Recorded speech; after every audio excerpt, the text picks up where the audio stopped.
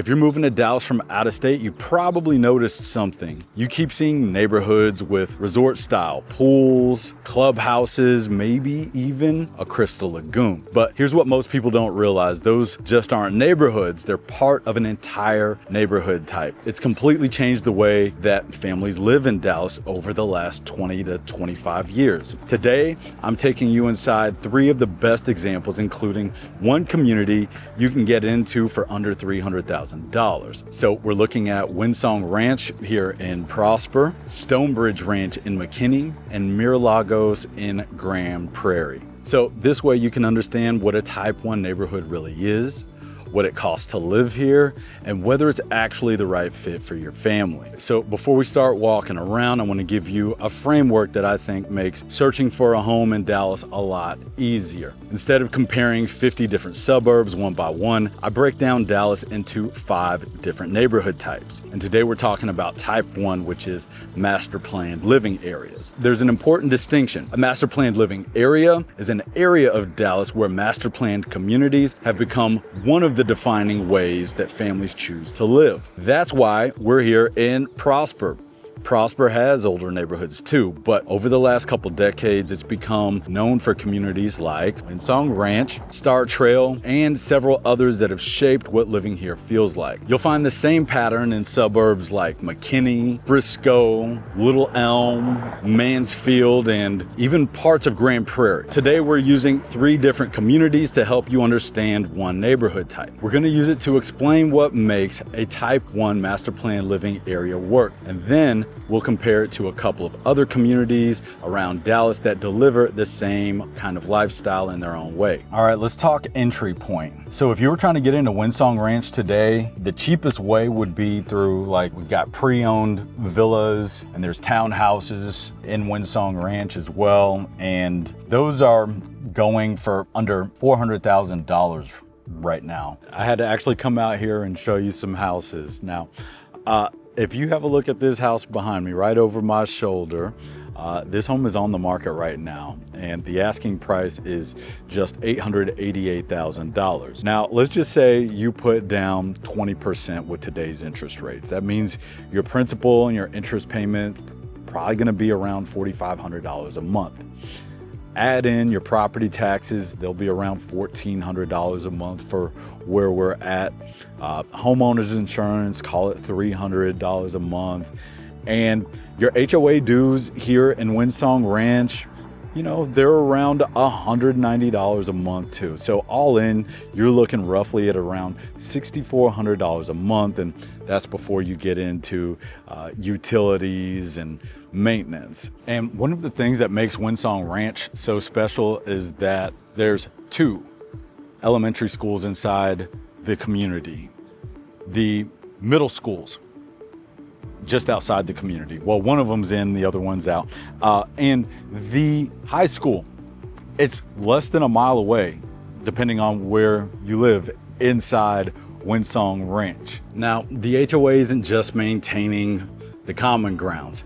It actually pays a full-on lifestyle director here. Here in Windsong Ranch, the lifestyle director or directors, they produce more than 100 family events a year. And then of course, on top of that, you have access to several pools, the clubhouse and weight room. You see over here, they've got pickleball and tennis courts. Think of Windsong Ranch as the maximum representation of what a master planned community offers in Dallas, mainly because the Crystal Lagoon is one of the only ones you're going to find across the whole state, paired with the lifestyle director that I was talking about. So I'm right outside Windsong Ranch.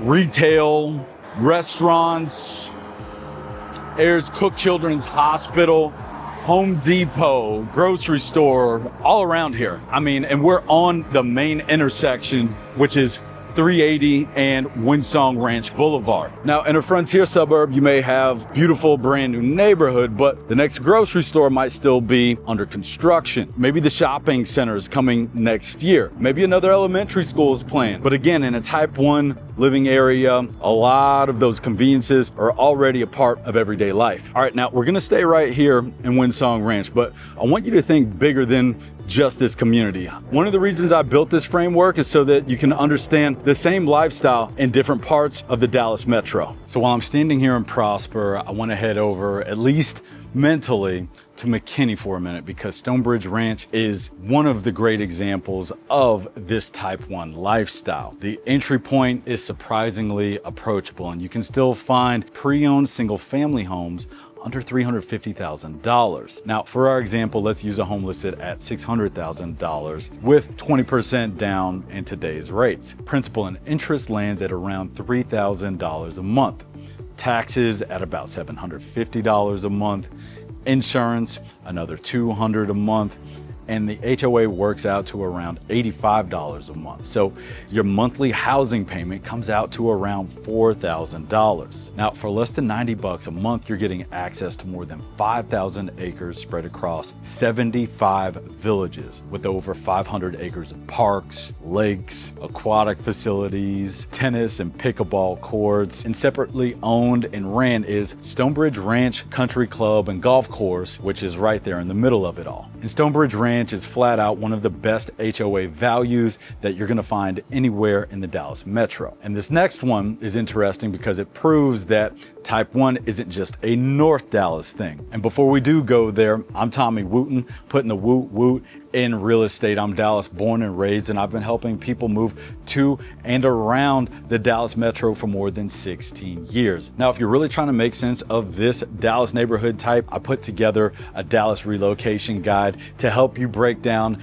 the Dallas metro and all of our suburbs. That way you have a framework to go off before you ever pack a box. Now, I want to point out something because it actually helps explain this framework. As a whole, I wouldn't classify Grand Prairie as a type 1 master plan living area. It actually fits much better into what I call an established and connected suburb, and we'll cover that neighborhood in a different video. But South Grand Prairie is a lot different. A lot of the growth south of I-20 happened after the year 2000, and that's where you're going to find several master plan living communities that really capture the type 1 lifestyle. Communities like Mira Lagos. And Mira Lagos was designed around parks, trails, neighborhood amenities, and family living from the very beginning. And that's specifically why I wanted to include it in this video, because not all of Grand Prairie is type 1, but South Grand Prairie shows how one part of a city can deliver the same lifestyle that you'll find in places like Prosper or McKinney. Now, the lowest entry into Mira Lagos is actually really attractive. You can get into a pre-owned townhouse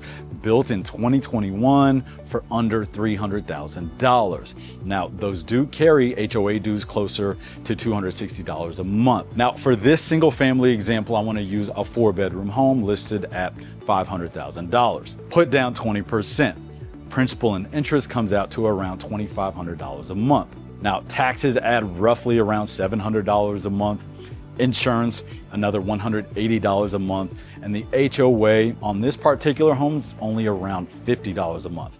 That puts your monthly housing payment at around $3,400 a month. Now, the centerpiece around Mira Lagos has got to be the clubhouse campus. You've got multiple pools in Mira Lagos, fitness facilities, you've got sports amenities and parks, and direct access to the Joe Pool Lake lifestyle. So, 3 different cities, 3 different price points, 3 different personalities, but they're all delivering on the same core idea, a lifestyle that was planned alongside the homes. And hopefully you're starting to notice something. These 3 communities don't look exactly alike. They don't cost the same. They weren't even built during the same time period, but they all fit the same neighborhood type because the lifestyle was planned right alongside the homes. And that's what makes a master plan living area different. It's not about having one specific amenity. It's about buying into a community where the lifestyle is a part of what you're purchasing from day one. So what does it cost to live in a master plan living area?